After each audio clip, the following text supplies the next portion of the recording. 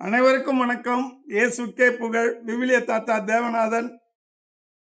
இன்றைய இறைவார்த்தை திருப்பாடல் 119 41 முதல் 48 முடிய.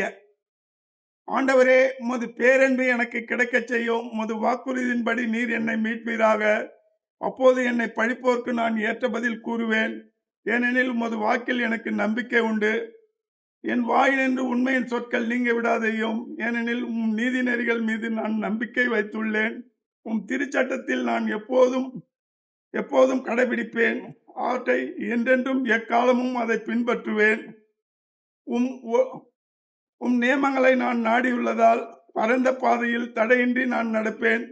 உம் ஒழுங்குமுறைகளை பற்றி அரசர் முன்னிலும் பேசுவேன், வெட்கமுற மாட்டேன். உம் கட்டளைகளில் நான் மகிழ்ச்சி உறுகின்றேன், அவற்றை பெரிதும் விரும்புகின்றேன். நான் விரும்பும் உம் கட்டளைகளை நோக்கி என் கைகளை உயர்த்துகிறேன். உம் விதிமுறைகளை பற்றி நான் சிந்திப்பேன். ஆமென்.